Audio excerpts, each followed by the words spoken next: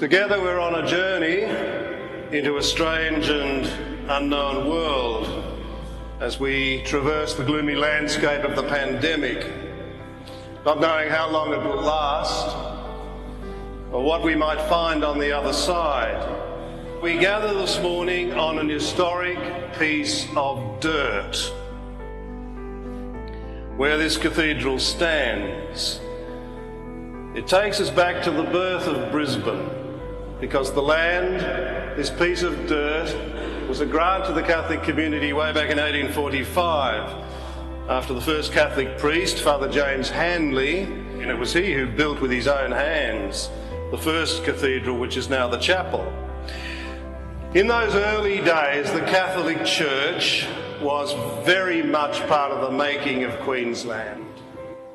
We were in on the ground in vital services to the community at a time when the government wasn't as involved as it is now.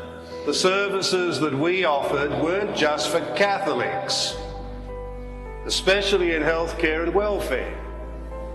They were for the whole community, and from those days until now, the Catholic Church has been an integral part of the story of the state. The Catholic Church wants to be deeply involved in the making of Queensland through and beyond the pandemic. And that's one of the things this statement says. In offering this statement, the bishops have no illusions that their authority now is what it once was. We don't think we can or should tell people how to vote or tell politicians how to govern. We aren't politicians. We're not lobbyists, economists, corporate leaders, but we are community leaders interested in what the statement calls the common good. Our statement is inspired by what's often called Catholic social teaching. Now, this is a tradition of analysis and teaching which looks back to 1891, when Pope Leo XIII published what's called an encyclical letter. Now, Catholic social teaching stands upon four basic pillars, and these four pillars or principles aren't just for Catholics or even for believers in some more general sense.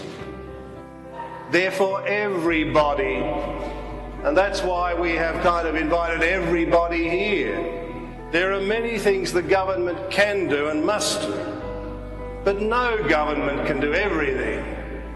And that's where communities like the Church, which is a community of communities, come in. We need each other as we look to a future beyond COVID-19. So that's why the bishops offer this election statement as a modest contribution to the larger conversation that we'll need as we move not only towards the election, but also into the future that beckons. It's not that the bishops haven't made statements before, but we've never made them in such dramatic and unusual territory. It's a landmark launch, and I'm very proud to be part of it. It's our way of saying, not just to Catholics but to the Queensland community, think about a number of things and think about the good of humanity, because we're here to look after one another. That is our role. That's why we walk this earth.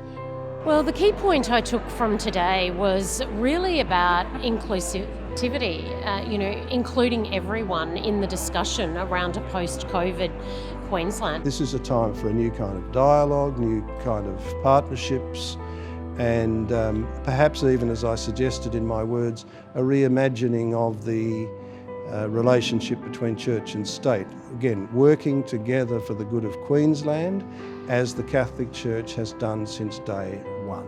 Well, that key message is how important the common good is in all of decisions that government make that all decisions that are made in our broader community. It is about us all working together, the dignity of the human person, and us working together for that common good. I think there will be criticism that they're saying the bishops are telling them how to vote. No, it's not telling people how to vote, but they're really those things of social justice that people need to be taking into play. I think the biggest point is that as we come out of COVID-19, we all need to work together as a community. So we hope that without being hopelessly bland, it is a document to which most Catholics at least could say, Amen.